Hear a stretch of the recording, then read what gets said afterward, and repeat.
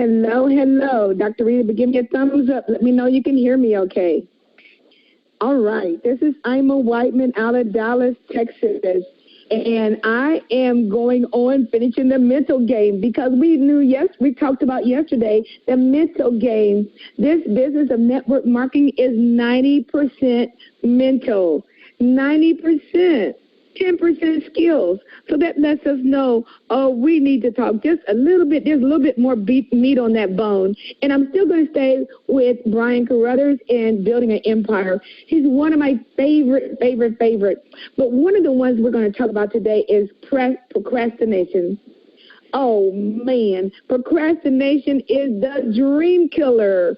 The graveyards across the country are filled with dreams that never came true.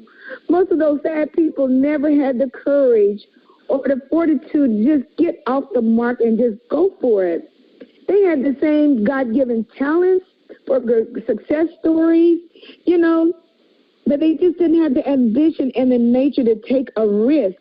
Just take a risk. I'll tell a quick story. I used to work for General Motors when I first started, and I was there for 13 years when my girls were little, and they paid my way through school, through nursing school. But when time for me to graduate, it was hard to leave. I was leaving General Motors, and I had people say, now, we know you got a nursing degree, but we're making good money. We used to call it Generous Motors.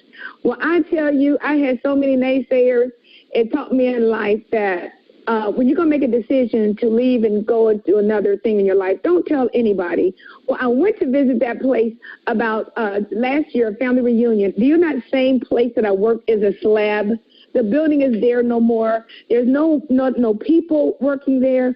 Let me tell you, it makes you feel good when you have gone on to your dream and you don't let other people kill it. It reminds me also of a little dog, old country dog, that he was just yelping, and he was complaining, and his owners had gone out of town. And the next door neighbor heard this dog, and he was like, why won't this dog stop howling? That dog howled and howled, so he just went over there. He knew they were gone. He approached the dog real slow, and he grabbed him by the collar, and when he pulled him, he saw the dog was on a nail. And the dog immediately stopped howling. He's wondering, now, why didn't that dog just get up off that nail? Guess what? It didn't hurt bad enough. You guessed it. It didn't hurt bad enough. This story of the dog sitting on the nail rings true with many people. A lot of us that are in network marketing, people yell and howl and complain nonstop about how miserable their life is, how little money they have, how stressed out they are, but yet they choose not to get up and change it. They prefer sitting on the nail and whining. How about my upline won't help me? My downline won't cooperate. They won't answer the phone. Guess what? My family, there's a lot going on in my family. My uncle's sick. My auntie's dog just is in the hospital. There's all kind of things going on. My advice is don't be that dog that howls and wastes time, but not enough sense to get yourself off the nail.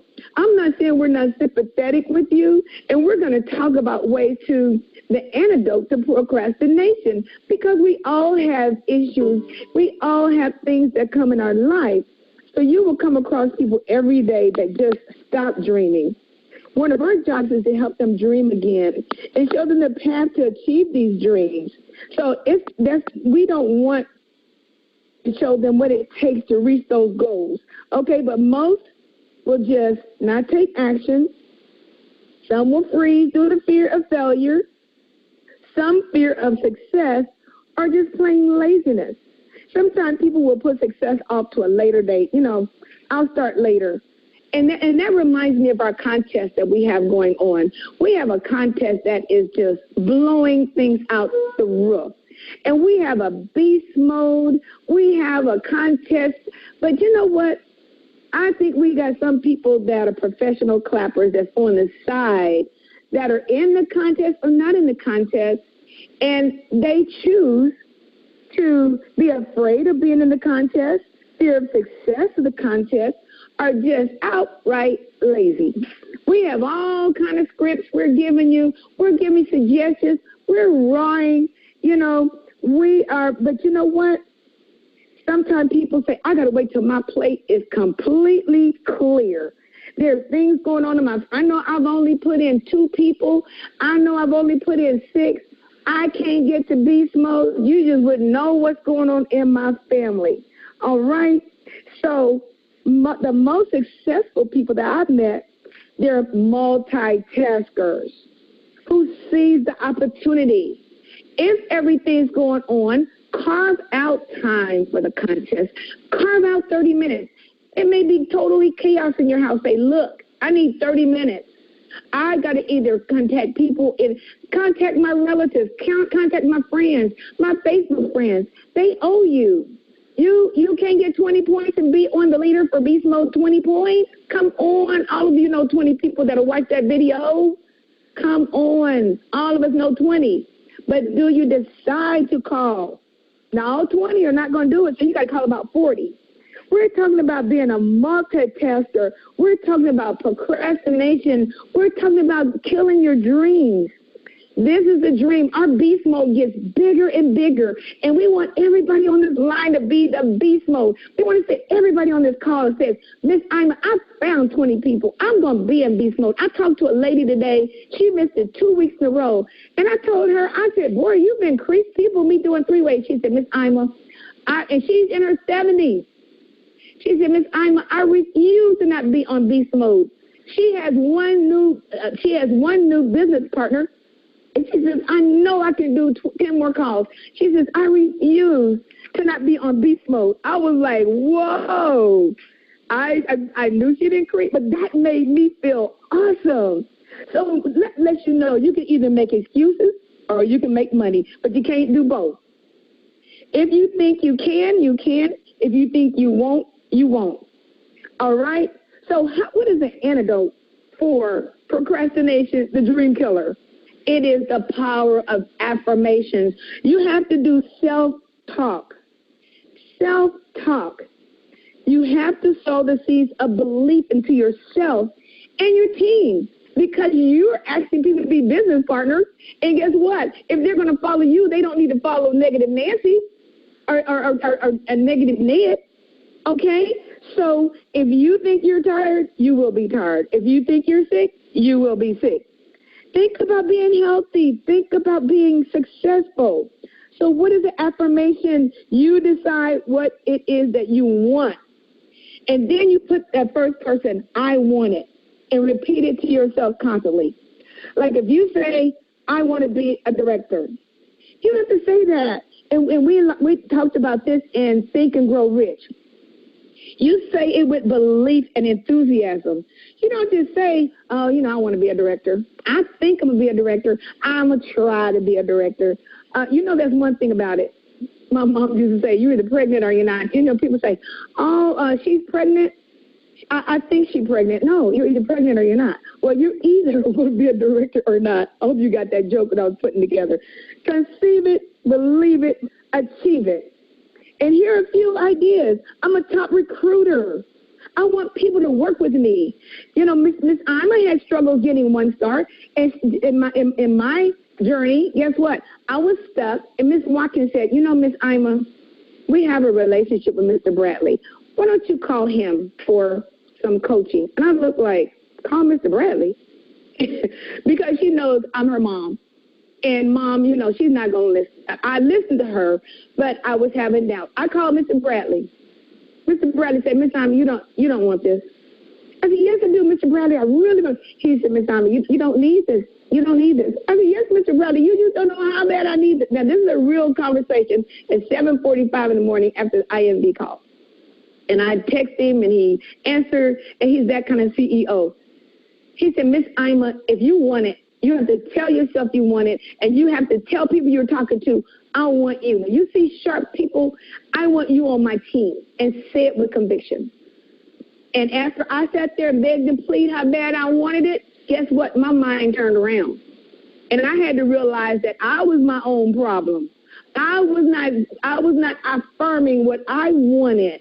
And I was wimping myself out of my business. I was too wimpy. He said, let people know Some people say we need to close better. Yes, the better close is tell people you want them on your team. I can take you where you want to go. I can lead you. Don't be wimpy, because nobody's going to follow you if you're kind of wimpy. You got to stand a little strong and act like you're successful until you get there. I wasn't acting like that before. So the last thing I want to say, closing this out, because I'm so excited, is in building an empire, he has daily affirmation, and I love this. This will take 2 minutes. I want all of you that have building an empire to just look at this. His daily affirmation, and it is mine, is I'm building my own financial empire using the only vehicle that enables me to do so, my network marketing business. I know by focusing my heart and energy, my passion and my action, recruiting every day, I'm building my dreams. And I'm financially independent and debt-free. I'm a leader of people. My work is my ministry. And I'm changing thousands of lives. There's no other place where I can have fun like this, help other people, and get rich doing so. I am the top recruiter in my company, and I'm dying for my team to show them how I can succeed. I'm dying to show them that. I get people to see the recruiting presentation every day. When others reject, they do not reject me. They just don't understand. I can't blame them. They don't understand. Every person I meet will one day soon be on my team. I'm a champion, a warrior for freedom, an expert recruiter, a winning coach, a caring teammate, and a fearless leader. I am because I say I am, and today I will find the next me. Do I have Miss J.P. Watkins on the line? That's it for Miss Ima with the second part of the mental state. Oh, my goodness. This was an orange training. Woo!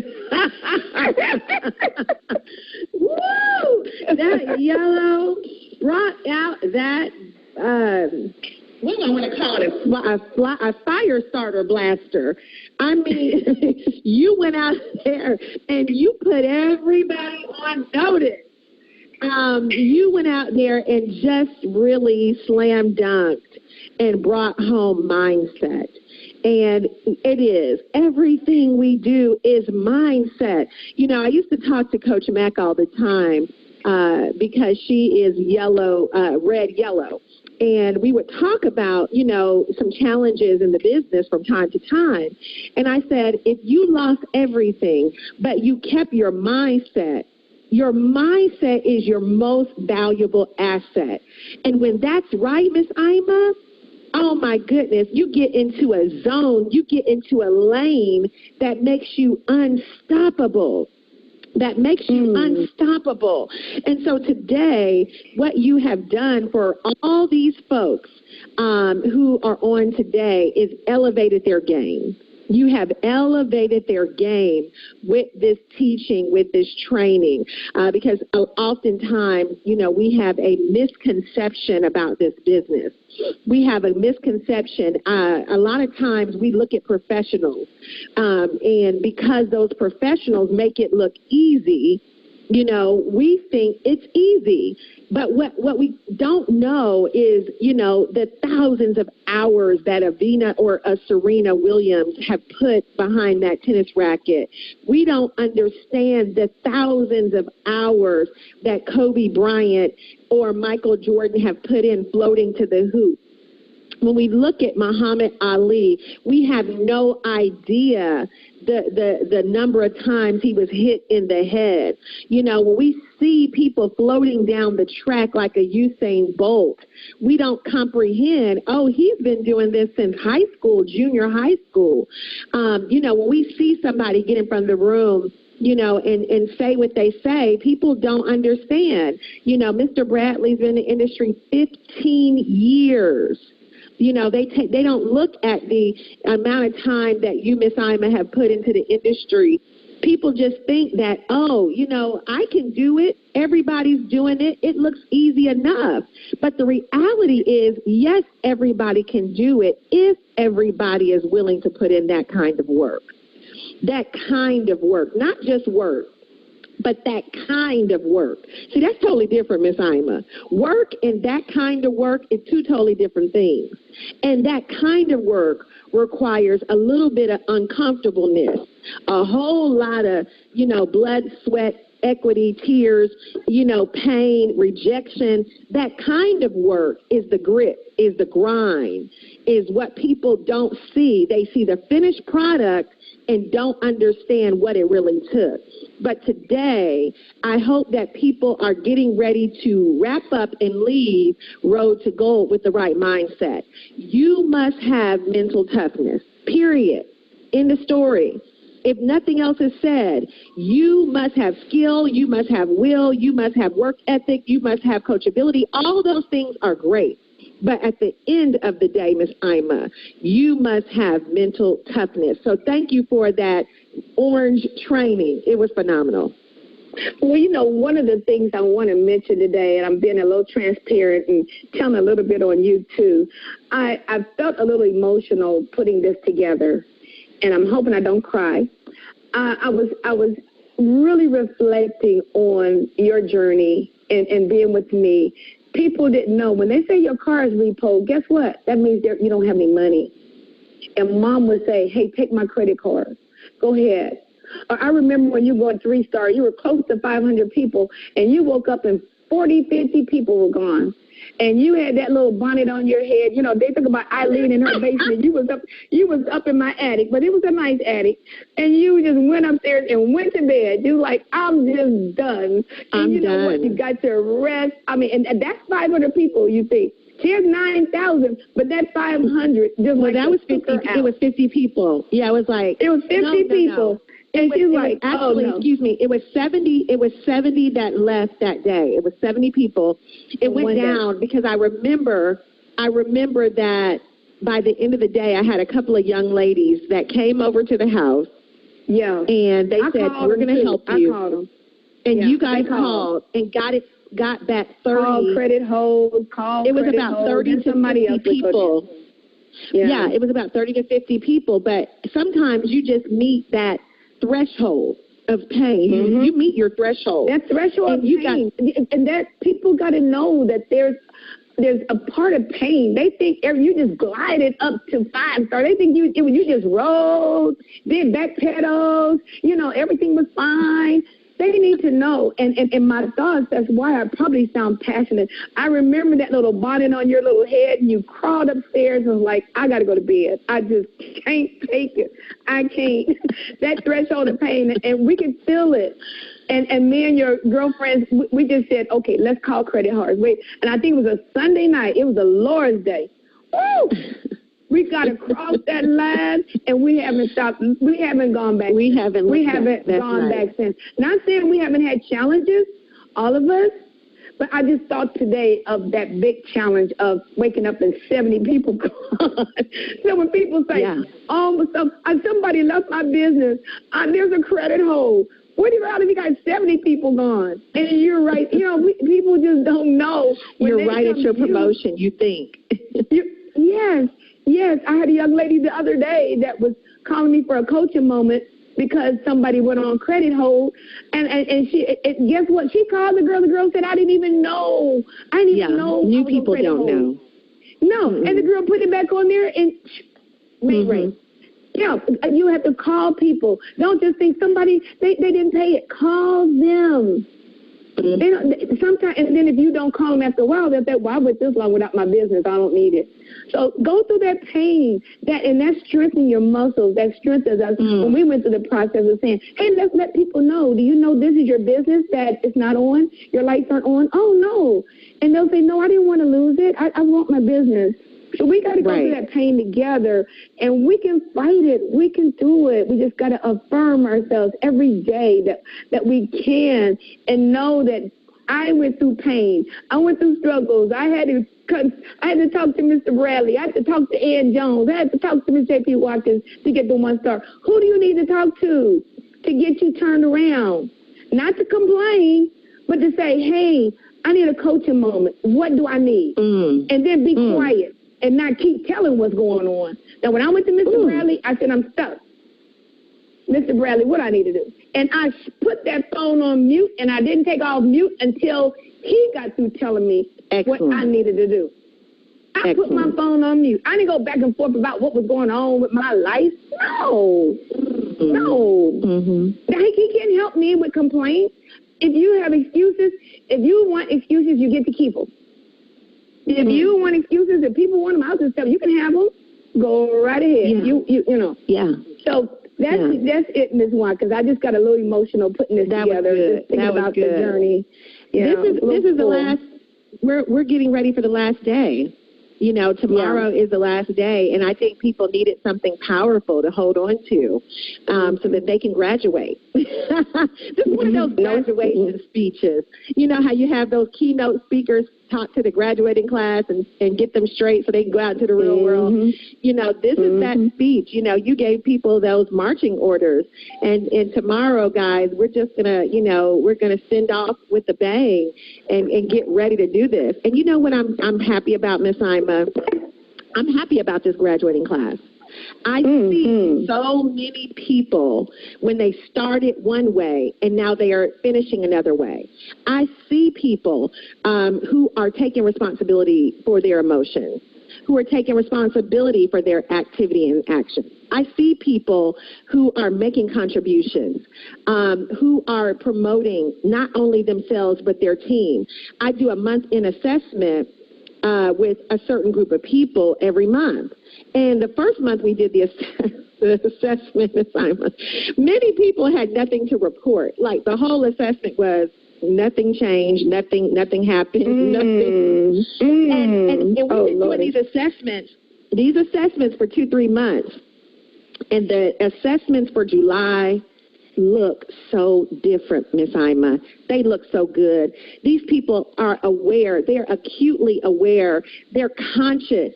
These assessments show growth. I see, if I showed them their assessments 3 months ago and I show their assessments now, they're now conscious of everything they're doing and how it's changing and how they are responsible for the growth.